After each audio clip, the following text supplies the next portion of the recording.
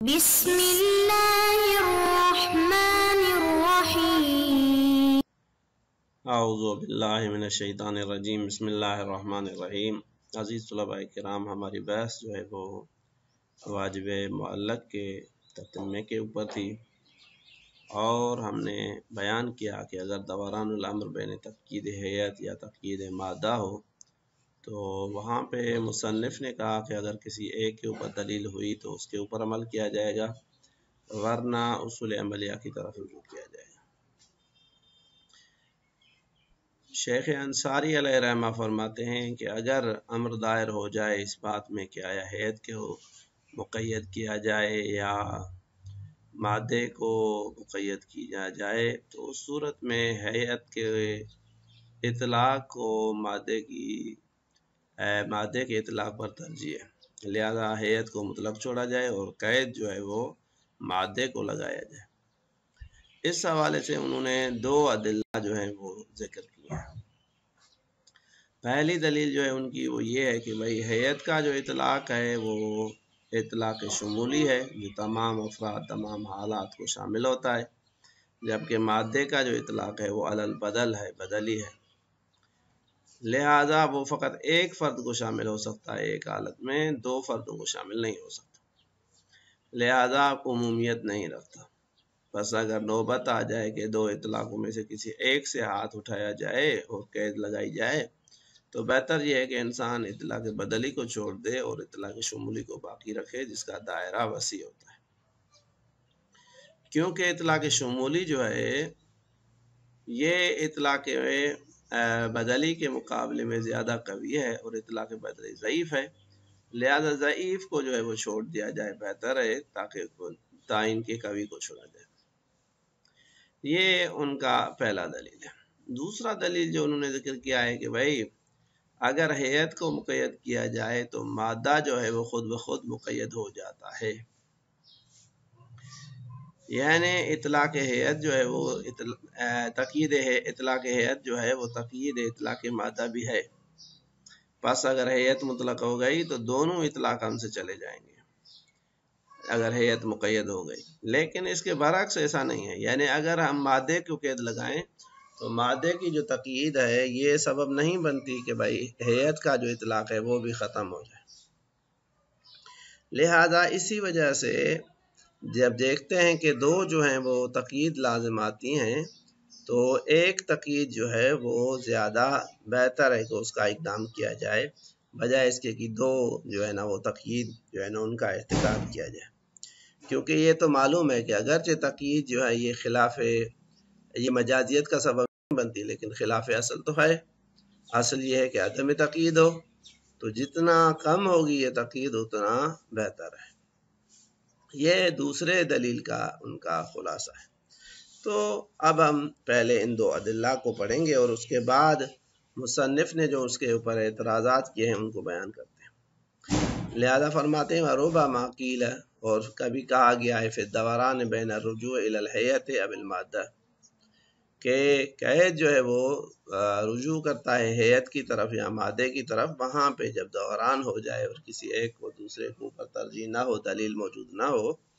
تو وہاں پہ کہا گیا ہے بترجیح الاطلاق فی طرف الہیئۃ و تقیید المادۃ، کہ بھئی وہاں پہ اطلاق ہیئت کو جو ہے وہ ترجیح دی جائے اور مادہ جو ہے اس کو تقیید لگائی جائے، بے وجہین، دو طریقوں سے۔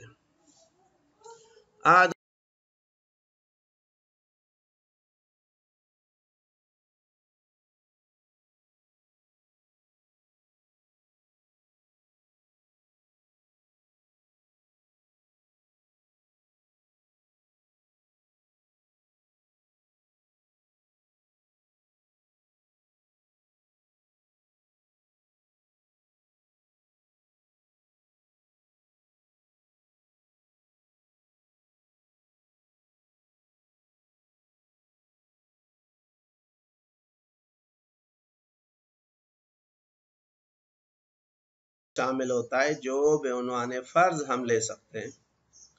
وَإِطْلَاقُ الْمَادَةِ يَكُونُ بَدَلِيًا غَيْرَ شَامِلٍ لِفَرْدَيْنِ فِي حَالَةٍ وَاحِدَةٍ، جبکہ جو مادے کا اطلاق ہے وہ جو ہے وہ بدلی ہوتا ہے اور وہ ایک سے زیادہ حالات کو جو ہے وہ شامل نہیں ہوتا. بس جب وہ شامل نہیں ہوتا تو یہ جو اطلاق ہے وہ عموم نہیں رکھتا، کم جو ہے وہ مفید ہے. ثانی دوسرا جو وجہ ہے وہ یہ ہے، یا دوسرا جو دلیل ہے اس کا خلاصہ یہ ہے کہ بھائی ان تقید الحیت یوجب بطلان محل الاطلاق فی المادہ، کہ اطلاق حیت کو تقید لگانا یہ سبب بنتا ہے کہ مادے میں جو اطلاق ہے اس کا محل جو ہے وہ رفع ہو جائے. بے الفاظ دیگر مادے میں وہ اطلاق باقی نہیں رہے گا. وَيَرْتَفِعُ بِهِ مَوْرِدُهُ، اور تقید حیت سے اصلاً مادے کا اطلاق جو ہے اس کا مورد ختم ہو جاتا ہے. بخلاف العکس، اس کے برعکس نہیں ہے. اگر ہم مادے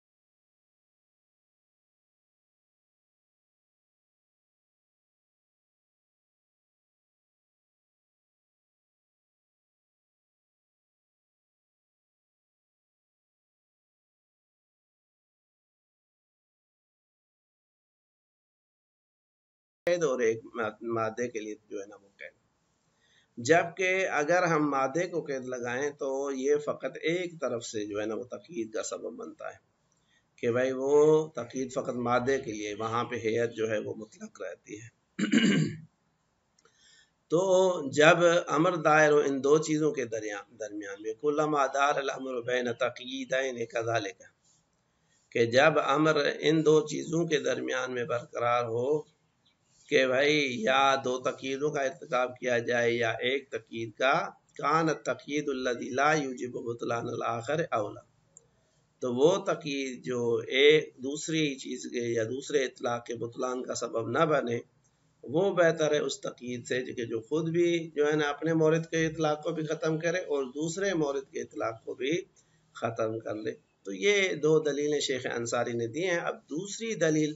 کیونکہ وضاحت طلب ہے، اصل مطلب تو وہی تھا جو خلاصہ تھا وہ ہم نے یہاں پہ ذکر کر دیا.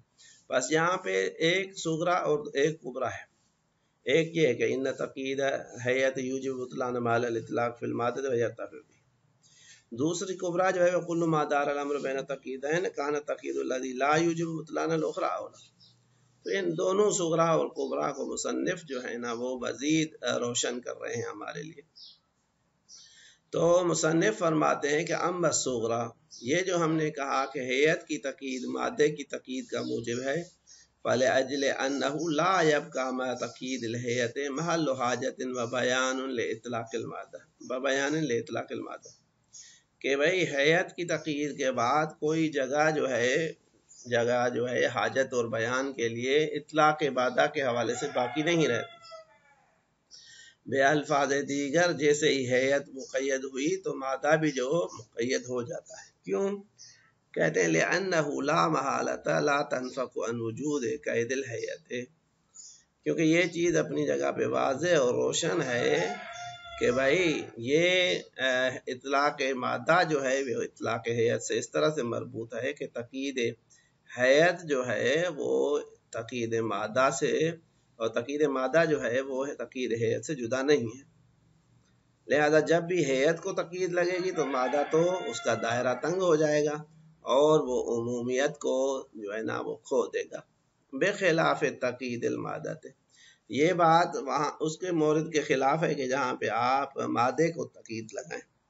کہ بھائی مادے کو تقید لگانا جو ہے اس سے حیت کو تقید لگانا جو ہے وہ لازم نہیں آتا. فإن محل الحاجت الی اطلاق الحیت علی حالی، اس صورت میں کہ جب مادے کو تقید لگ جائے، اطلاق حیت میں جو محل حاجت ہے، جو ہماری ضرورت ہے، وہ اطلاق اپنی جگہ پہ باقی رہتا ہے اور اس میں کوئی قید بھی نہیں ہے. یہ اس طرح سے ہے کہ جیسے آپ نے پہلے منطق میں بھی پڑھا تھا کہ بھائی کل کے لیے جو چیز تقید ہے یا قید ہے وہ جز کے لیے بھی قید ہے، لیکن جو جز کے لیے قید ہو وہ لازم نہیں ہے کہ کل کے لیے بھی قید ہو. تو کہتے ہیں فیمکن الحکم بالوجوب علی تقدیر وجود القید بعدم، بس خود وجوب کا حکم لگانا حیت کی بنا پہ ممکن ہے کہ وہ مطلق ہو حکم وجوب کا، چاہے قید موجود ہو چاہے قید جو ہے وہ موجود نہ ہو. وَأَمَّا الْكُبْرَى، باقی جو دلیل کبرا ہے کہ ہم نے کہا کہ بھائی جب دو تقید لازم آئیں تو اس صورت میں ایک تقید کا ارتکاب کرنا بہتر ہے دو تقید سے، جو ہم نے اس دلیل میں اس مورد میں ذکر کیا کہ بھئی جب دو تقید لازم آتی ہیں تو ایک کو ترجیح ہے۔ تو یہ ترجیح کل ما دار الامر بین تقیدین کذالک کان التقید الذی لا یجب بطلان الاخر اولا، یہ اولویت کی وجہ اور اس کا جو ہے نا کبرا کا بیان جو ہے، کہتے ہیں فلأن التقید وان لم یکن مجازا۔ پہلی بات یہ کہ بعض علماء کہتے ہیں کہ جب تقید لگے تو مطلق کا جو ہے نا افراد میں استعمال جو ہے وہ مجاز ہے، یہ اپنی جگہ پہ بحث ہوا ہے، یعنی اس کے موارد اطلاق میں جو ہے نا استعمال جو ہے مجاز ہے، جس طرح سے عام کو اگر تخصیص لگے تو بعض کہتے ہیں کہ عام کا باقی افراد میں جو استعمال ہے وہ مجاز ہے، لیکن مصنف جو ہے وہ نظر مشہور کو جو ہے نا وہ قبول کرتے ہیں اور کہتے ہیں کہ ہم اس کو مان لیتے ہیں کہ بھائی عام کا جس طرح سے باقی افراد میں استعمال مجاز نہیں، اسی طرح سے مطلق کو بھی تقید لگنے کے بعد اس کا جو استعمال ہے وہ مجاز نہیں، اگرچہ تقید سے کہتے ہیں مجازیت جو ہے وہ لازم نہیں آتی۔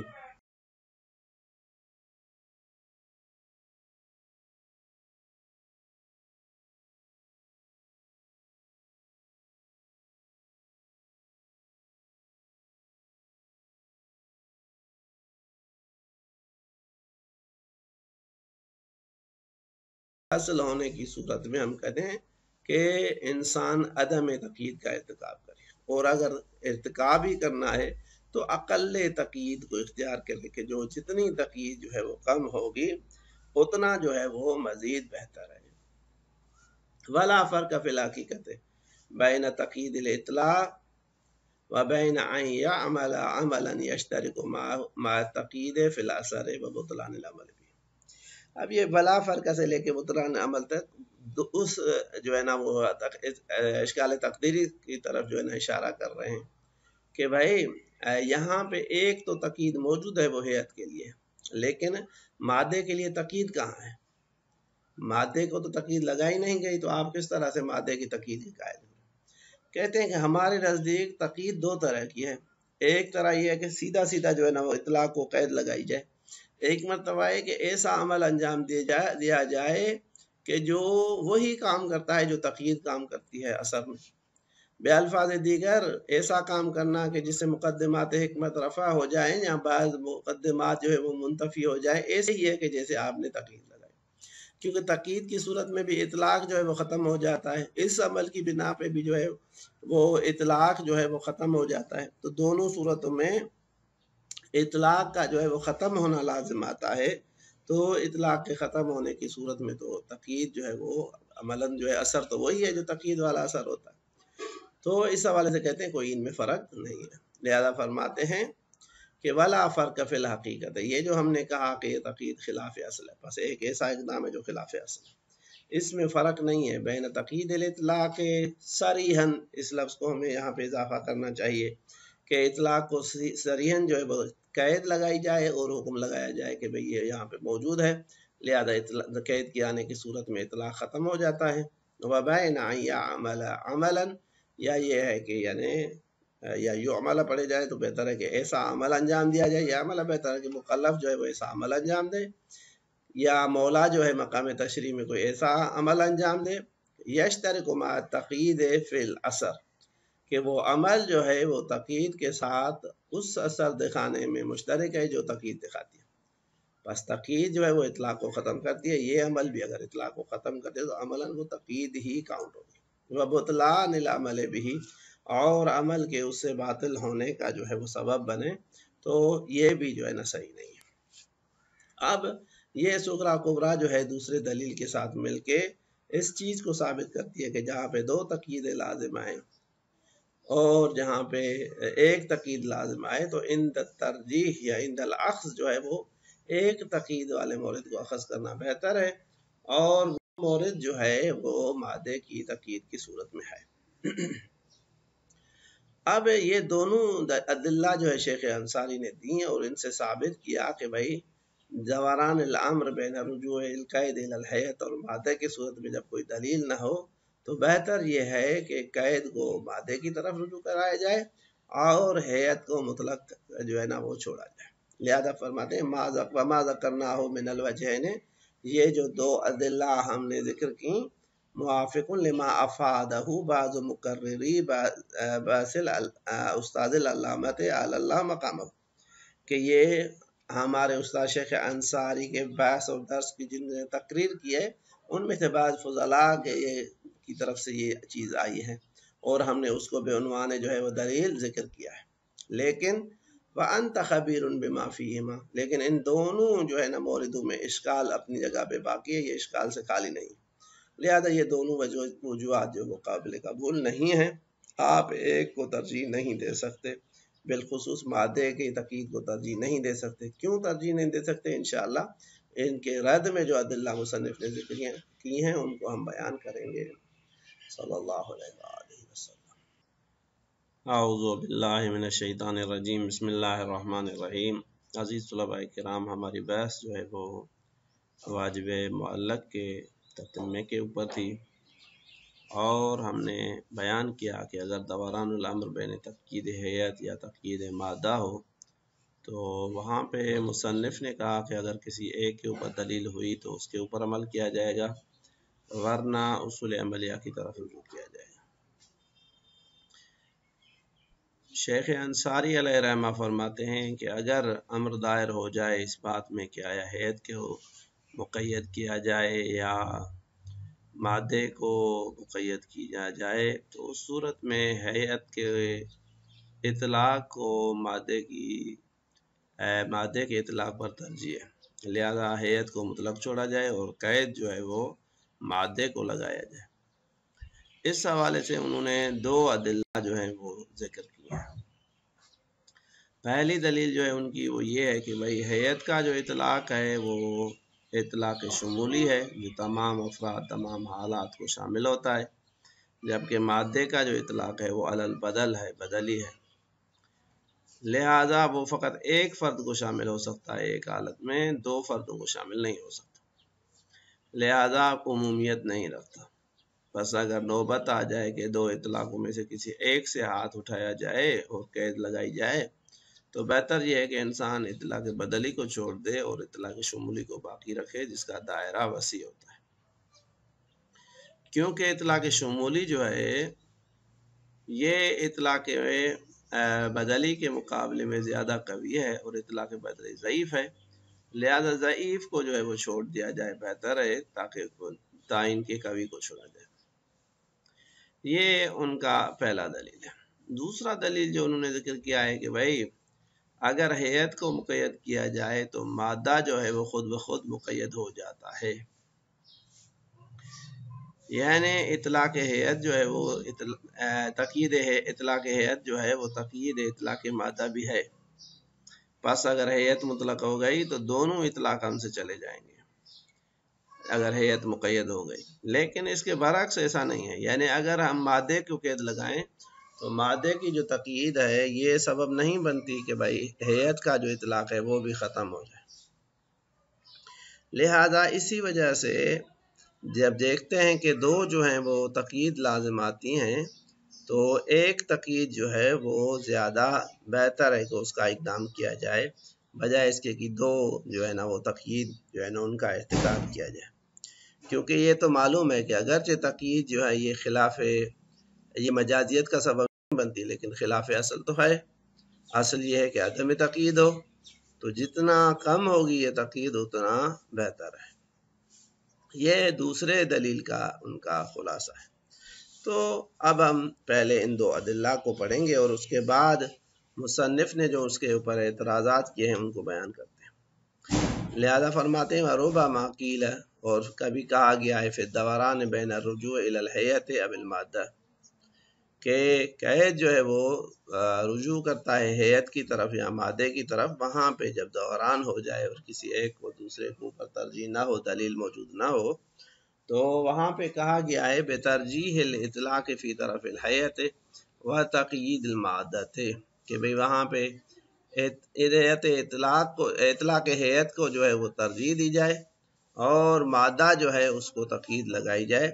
बेवजहैन, दो तरीक़ों से।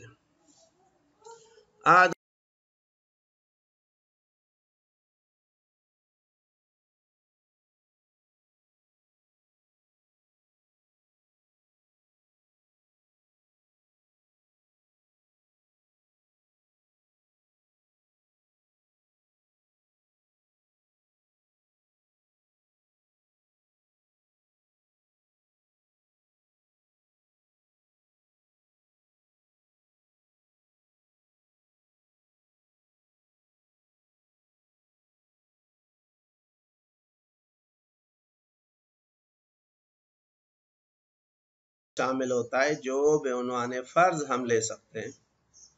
وَإِطْلَاقُ الْمَادَّةِ يَكُونُ بَدَلِيًا غَيْرَ شَامِلٍ لِفَرْدَيْنِ فِي حَالَةٍ وَاحِدَةٍ.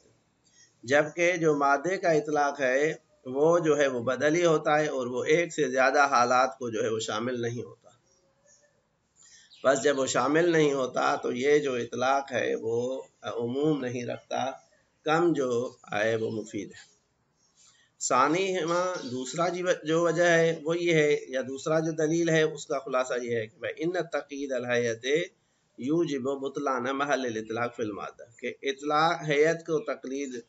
تقید لگانا یہ سبب بنتا ہے کہ مادے میں جو اطلاق ہے اس کا محل جو ہے وہ رفع ہو جائے. بے الفاظ دیگر مادے میں وہ اطلاق باقی نہیں رہے گا. وَيَرْتَفِعُ بِهِ مَوْرِدُهُ، اور تقید ہیئت سے اصلاً مادے کا اطلاق جو ہے اس کا مورد ختم ہو جاتا ہے. بخلاف العکس، اس کے برعکس نہیں ہے. اگر ہم مادے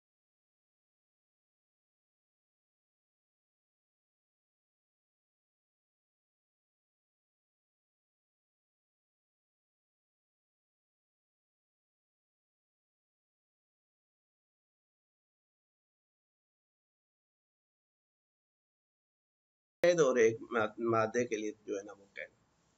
جبکہ اگر ہم مادے کو قید لگائیں تو یہ فقط ایک طرف سے جو ہے نا وہ تقید کا سبب بنتا ہے کہ بھائی وہ تقید فقط مادے کے لیے، وہاں پہ ہیئت جو ہے وہ مطلق رہتی ہے. تو جب امر دائر ہو ان دو چیزوں کے درمیان میں، کلما دار الامر بین تقییدین کذالک، کہ جب امر ان دو چیزوں کے درمیان میں برقرار ہو کہ بھائی یا دو تقییدوں کا ارتکاب کیا جائے یا ایک تقیید کا، کان التقیید الذی لا یوجب بطلان الاخر اولا، تو وہ تقیید جو ایک دوسری چیز کے یا دوسرے اطلاق کے بطلان کا سبب نہ بنے، وہ بہتر ہے اس تقیید سے کہ جو خود بھی جو ہے نا اپنے مورد کے اطلاق کو بھی ختم کرے اور دوسرے مورد کے اطلاق کو بھی ختم کر لے. تو یہ دو دلیلیں شیخ انصاری نے دی ہیں. اب دوسری دلیل کیونکہ وضاحت طلب ہے، اصل مطلب تو وہی تھا جو خلاصہ تھا وہ ہم نے یہاں پہ ذکر کر دیا. بس یہاں پہ ایک صغرا اور ایک کبرا ہے. ایک یہ ہے کہ ان تقید ہیئت یوجب بطلان محل الاطلاق فی المادہ ویرتفع بہ. دوسری کبرا جو ہے کل ما دار الامر بین تقییدین کان تقید الذی لا یوجب بطلان الاخری اولا. تو ان دونوں صغرا اور کبرا کو مصنف جو ہے نا وہ مزید روشن کر رہے ہیں ہمارے لیے. تو مصنف فرماتے ہیں کہ اما الصغرا، یہ جو ہم نے کہا کہ ہیئت کی تقید مادے کی تقید کا موجب ہے، فلأجل انہ لا یبقى ما تقید الہیت محل حاجت وبیان لاطلاق المادہ، کہ بھئی ہیئت کی تقید کے بعد کوئی جگہ جو ہے حاجت اور بیان کے لیے اطلاق مادہ کے حوالے سے باقی نہیں رہتی. بے الفاظ دیگر جیسے ہی ہیئت مقید ہوئی تو مادہ بھی جو مقید ہو جاتا ہے. کیوں؟ کہتے ہیں لأنہ لا محالۃ لا تنفک عن وجود قید الہیت، کیونکہ یہ چیز اپنی جگہ پہ واضح اور روشن ہے کہ بھائی یہ اطلاق مادہ جو ہے وہ اطلاق ہیئت سے اس طرح سے مربوط ہے کہ تقید ہیئت جو ہے وہ تقید مادہ سے، اور تقید مادہ جو ہے وہ تقید ہیئت سے جدا نہیں ہے. لہذا جب بھی ہیئت کو تقید لگے گی تو مادہ تو اس کا دائرہ تنگ ہو جائے گا اور وہ عمومیت کو جو ہے نا وہ کھو دے گا. بخلاف تقید المادہ، یہ بات وہاں اس کے مورد کے خلاف ہے کہ جہاں پہ آپ مادے کو تقید لگائیں، کہ بھائی مادے کو تقید لگانا جو ہے اس سے ہیئت کو تقید لگانا جو ہے وہ لازم نہیں آتا. فَإِنَّ مَحَلَّ الْحَاجَةِ إِلَىٰ إِطْلَاقِ الْهَيْئَةِ عَلَىٰ حَالِهِ، اس صورت میں کہ جب مادے کو تقید لگ جائے، اطلاق ہیئت میں جو محل حاجت ہے، جو ہماری ضرورت ہے، وہ اطلاق اپنی جگہ پہ باقی رہتا ہے اور اس میں کوئی قید بھی نہیں ہے. یہ اس طرح سے ہے کہ جیسے آپ نے پہلے منطق میں بھی پڑھا تھا کہ بھائی کل کے لیے جو چیز تقید ہے یا قید ہے وہ جز کے لیے بھی قید ہے، لیکن جو جز کے لیے قید ہو وہ لازم نہیں ہے کہ کل کے لیے بھی قید ہو. تو کہتے ہیں فَيُمْكِنُ الْحُكْمُ بِالْوُجُوبِ عَلَىٰ تَقْدِيرِ وجود القید بعدم، پس خود وجوب کا حکم لگانا ہیئت کی بنا پہ ممکن ہے کہ وہ مطلق ہو حکم وجود کا، وجوب کا، چاہے قید موجود ہو چاہے قید جو ہے وہ موجود نہ ہو۔ وَأَمَّا الْكُبْرَى، باقی جو دلیل کبریٰ ہے کہ ہم نے کہا کہ بھائی جب دو تقید لازم آئیں تو اس صورت میں ایک تقید کا ارتکاب کرنا بہتر ہے دو تقید سے، جو ہم نے اس دلیل میں اس مورد میں ذکر کیا کہ بھائی جب دو تقیدیں لازم آتی ہیں تو ایک کو ترجیح ہے۔ تو یہ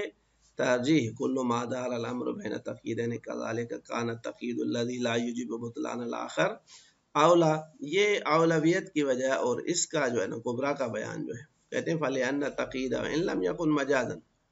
پہلی بات یہ کہ بعض علماء کہتے ہیں کہ جب تقید لگے تو مطلق کا جو ہے نا افراد میں استعمال جو ہے وہ مجاز ہے، یہ اپنی جگہ پہ بحث ہوا ہے،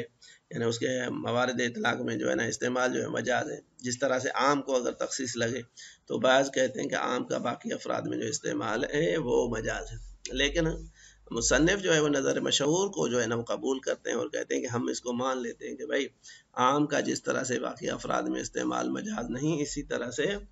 مطلق کو بھی تقید لگنے کے بعد اس کا جو استعمال ہے وہ مجاز نہیں، اگرچہ تقید سے کہتے ہیں مجازیت جو ہے وہ لازم نہیں آتی۔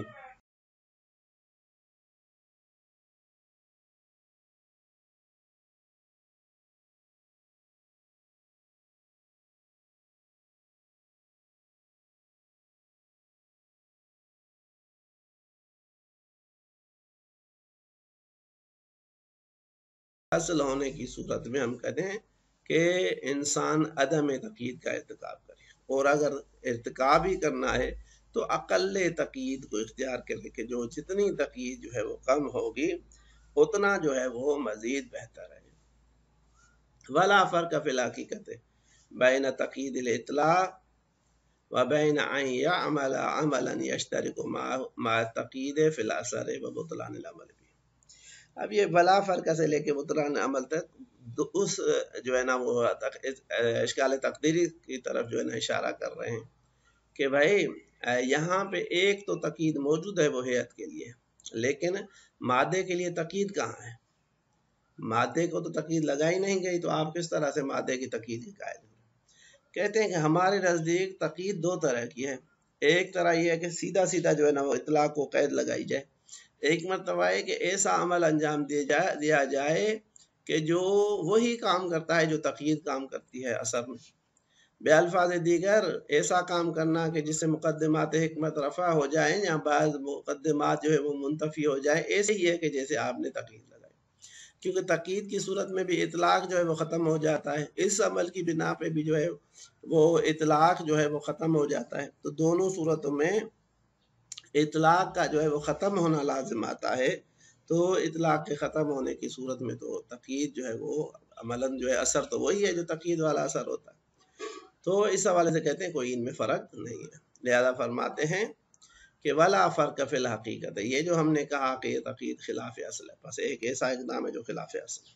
اس میں فرق نہیں ہے بین تقید الاطلاق صریحاً، اس لفظ کو ہمیں یہاں پہ اضافہ کرنا چاہیے کہ اطلاق کو صریحاً جو ہے قید لگائی جائے اور حکم لگایا جائے کہ بھئی یہ یہاں پہ موجود ہے، لہذا قید کے آنے کی صورت میں اطلاق ختم ہو جاتا ہے، وبین ان یعمل عملا، یا یہ ہے کہ یعنی یا یعمل پڑھے جائے تو بہتر ہے کہ ایسا عمل انجام دیا جائے، یا عمل بہتر ہے کہ مکلف جو ہے وہ ایسا عمل انجام دے، یا مولا جو ہے مقام تشریح میں کوئی ایسا عمل انجام دے، یشترک مع تقید فی الاثر، کہ وہ عمل جو ہے وہ تقید کے ساتھ اس اثر دکھانے میں مشترک ہے جو تقید دکھاتی ہے، بس تقید جو ہے وہ اطلاق کو ختم کرتی ہے، یہ عمل بھی اگر اطلاق کو ختم کرتے تو عملاً وہ تقید ہی کاؤنٹ ہوگی، وبطلان العمل بھی، اور عمل کے اس سے باطل ہونے کا جو ہے وہ سبب بنے، تو یہ بھی جو ہے نا صحیح نہیں ہے۔ اب یہ سغرا کبریٰ جو ہے دوسرے دلیل کے ساتھ مل کے اس چیز کو ثابت کرتی ہے کہ جہاں پہ دو تقید لازم آئیں اور جہاں پہ ایک تقید لازم آئے تو عند ترجیح یا عند الاخذ جو ہے وہ ایک تقید والے مورد کو اخذ کرنا بہتر ہے، اور وہ مورد جو ہے وہ مادے کی تقید کی صورت میں ہے۔ اب یہ دونوں ادلہ جو ہے شیخ انصاری نے دی اور ان سے ثابت کیا کہ بھائی دوران الامر بین رجوع القید الی الہیئت اور مادے کی صورت میں جب کوئی دلیل نہ ہو تو بہتر یہ ہے کہ قید کو مادے کی طرف رجوع کرایا جائے اور ہیئت کو مطلق جو ہے نا وہ چھوڑا جائے۔ لہذا فرماتے ہیں وما ذکرناہ من الوجہین، یہ جو دو ادلہ ہم نے ذکر کی، موافق لما افادہ بعض مقرری باسل استاد العلامت علی اللہ مقامہ، کہ یہ ہمارے استاد شیخ انصاری کے بحث اور درس کی جن نے تقریر کی ہے، ان میں سے بعض فضلاء کی طرف سے یہ چیز آئی ہے اور ہم نے اس کو بے عنوان جو ہے وہ دلیل ذکر کیا ہے۔ لیکن وَأَنْتَ خَبِيرٌ بِمَا فِيهِمَا، لیکن ان دونوں جو ہے نا موردوں میں اشکال اپنی جگہ پہ باقی ہے، یہ اشکال سے خالی نہیں، لہذا یہ دونوں وجوہات جو وہ قابل قبول نہیں ہیں، آپ ایک کو ترجیح نہیں دے سکتے، بالخصوص مادے کی تقیید کو ترجیح نہیں دے سکتے۔ کیوں ترجیح نہیں دے سکتے؟ انشاءاللہ ان کے رد میں جو ادلہ مصنف نے ذکر کی ہیں ان کو ہم بیان کریں گے۔ صلی اللہ علیہ وسلم۔